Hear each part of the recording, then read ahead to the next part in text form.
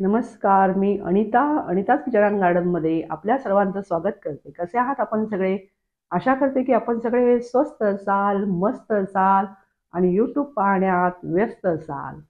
तर आता हिवाळा सुरू झालेला आहे, म्हणजे थंडी सुरू झालेली आहे आणि ह्या सीझनमध्ये बाजारामध्ये खूप छान आवळे येतात.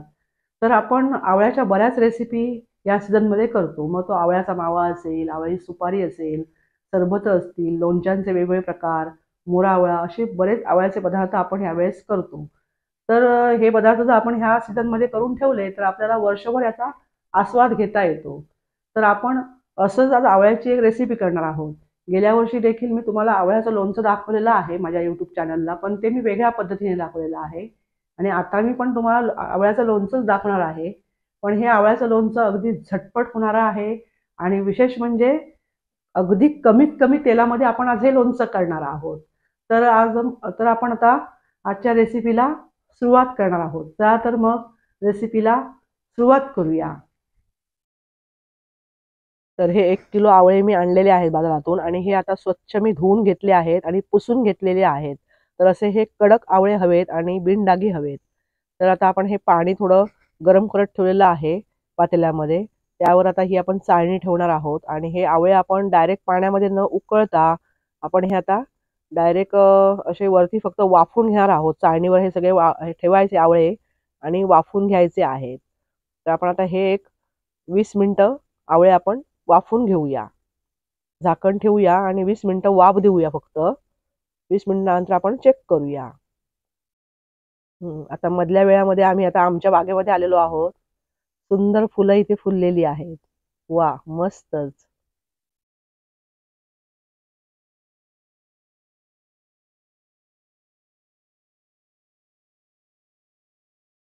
छानच दिसतात फुलं.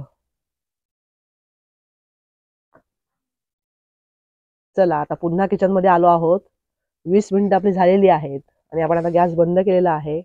तर हे पहा, आवळ्यांचा रंग आता चेंज झालेला आहे, म्हणजे बदली झालेला आहे. आवळ्यांचा रंग हिरवा होता तो आता पिवळसर झालेला आहे. आणि हे पहा कसे आपोआपच त्याला अशा हे आवळे जे आहेत ते आता पाकळ्या त्याच्या फुटलेल्या आहेत, म्हणजे वेगळ्या झालेल्या आहेत. तर आपल्याला हे ओळखता येतात की आवळ्यांना हे आपोआपच भेगा पडतात अशा आणि ह्या पाकळ्या वेगळ्या होतात. तर आपण आता हे सगळे आवळे आता काढून घेऊया. तर हे 15 मिनिटं मी फॅन खाली ठेवले होते आणि त्यानंतर थोडं कॉटनचं कापड घेऊन मी थोडे पुसून घेतले ते आवळे. तर हे पहा आता छान असे हे उकडून झालेले आहेत आवळे. उकडून म्हणजे वाफून घेतलेत, आपण डायरेक्ट पाण्यात नाही घातले. त्या पाकळ्या किती सुंदर पद्धतीने निघाल्यात बघा. म्हणजे आपोआपच निघतायत ते, आपल्याला अगदी काही त्याला मेहनत घ्यावी लागत नाहीये, सहज निघतायत. त्या सगळ्या पाकळ्या आता मी काढून घेते आणि बिया त्याच्या वेगळ्या करते. तर मोठे आवळे असल्यामुळे अगदी 8-8 पाकळ्या, 6-6 पाकळ्या अशा निघतात काही आवळ्यांच्या आहेत. हे बघा अशा छान अगदी पाकळ्या निघतायत सहज अगदी. अशा प्रकारे मी या सगळ्या पाकळ्या आता काढून घेते आणि बिया वेगळ्या करते आहे. तर आपल्याला आता एक मसाला तयार करायचा आहे. त्या मसाल्यासाठी मी आता 2 चमचे हे धणे घेतलेले आहेत आणि तसेच हे 2 चमचे मी आता ही बडीशेप घेतलेली आहे आणि एक छोटा चमचा मी मेथी दाणे घेतलेले आहेत. तर आपण आता हे भाजायचे नाही आहेत, न भाजताच आपण आता हे मिक्सरमध्ये आपण ह्याची बारीक पावडर करून घेणार आहोत.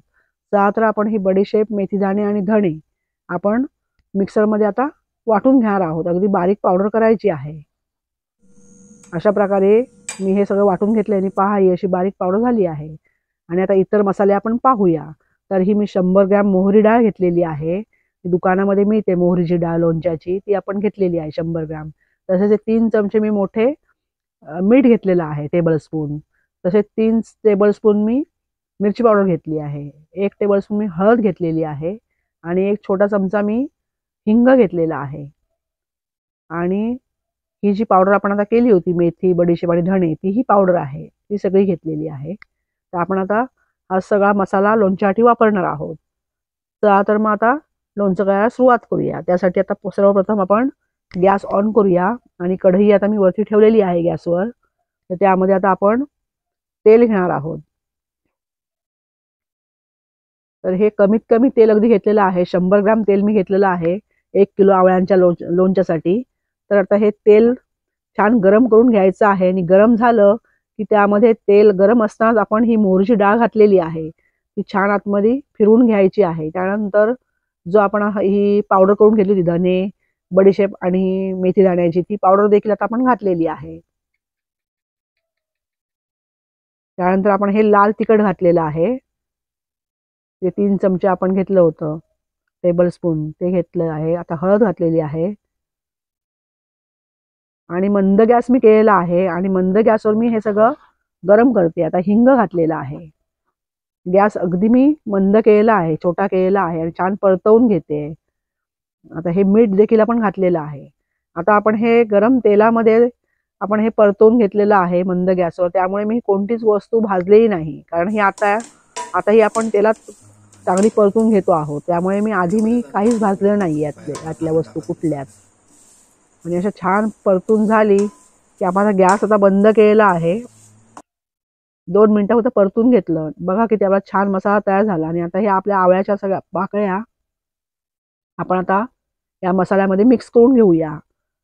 आणि छान हा मसाला असा त्याला लपेटून अगदी लागला पाहिजे अंगाबरोबर. छान असं मिक्स करायचं आहे. 5 मिनिटं असं मस्त मिक्स करायचं आहे. चला मी पुन्हा आता गॅस ऑन करते आणि आपण आवळे जे वाफून घेतलेले आहेत तर त्याच्यामध्ये थोडासा जरी पाण्याचा अंश असेल तर लोणचं आपलं खराब होऊ शकतं, म्हणून मी हे पुन्हा एक 5 मिनिटं हे परतून घेते लोणचं चांगलं. आणि आता मी लोणचं परतून घेतलं आणि ते नंतर गॅस बंद करून गार करत ठेवलं होतं. आणि अगदी लोणचं गार झाल्यानंतर मी आता हे अगदी कोरड्या बरणीमध्ये भरते आहे. आणि आता गार झाल्यानंतर हे आता बरणीत भरून ठेवायचं आहे. तर बरण्या त्यासाठी स्वच्छ धुवून कडक उन्हामध्ये कोरड्या करून घेतलेल्या आहेत. चमचा देखील कोरडाच असायला पाहिजे लोणचं जो आपण भरतो त्यावेळी. तर मी कमीत कमी तेल ह्या लोणच्यामध्ये वापरल्यामुळे मी हे लोणचं 4 दिवस उन्हामध्ये ठेवणार आहे, म्हणजे सन ड्राय करणार आहे याला. म्हणजे सूर्यप्रकाशात ठेवल्यामुळे ते निर्जंतुकीकरण होईल आणि कोरडं होईल आणि आपल्याला जास्त अतिरिक्त तेलही वापरावं लागणार नाही. लोणचं देखील आपलं टिकेल. परंतु तुमच्याकडे जर ऊन मिळत नसेल तुम्हाला तर तुम्ही या लोणच्यामध्ये थोडं तेल गरम करायचं, ते गार होऊ द्यायचं आणि त्यानंतर या लोणच्याच्या बरणीमध्ये तेल ओतायचं आहे. एक बोट तेल थोडं वरती पाहिजे. आणि आता हे पहा, आपण लोणचं पाहू शकता. मसाला अगदी फोडीना अगदी मस्त लागलेला आहे. चला आता लोणच्याच्या बरण्यांना आपण आता झाकण लावून घेऊया. एअरटाईट बरणीत हे लोणचं आता मी ठेवलेलं आहे आणि आता हे कोरड्या जागी ठेवायचं आहे, जिथे पाण्याचा अंश नसेल अशा ठिकाणी. आणि जरी तुम्ही आत्ता जरी हे लोणचं भाकरी सोबत जर खाल्लात तरी देखील हे लोणचं अतिशय सुंदर आणि अप्रतिमच लागतं. आणि 15 दिवसांनी तर ते मुरणारच आहे. मग तर काय त्याची चव तोडच नाही त्या चवला, एवढी ते सुंदर लागणार आहे. तर नक्की तुम्ही देखील करून बघा. तुम्हाला जर आवडलं तर तुमच्या मित्रमैत्रिणींना शेअर करा. चॅनलवर नवीन असाल तर सबस्क्राईब करा. आपण आपला अमूल्य वेळ देऊन आमचा हा व्हिडिओ पाहिलात त्याबद्दल मी आपल्या सर्वांचे आभार मानते. धन्यवाद देते. नमस्कार.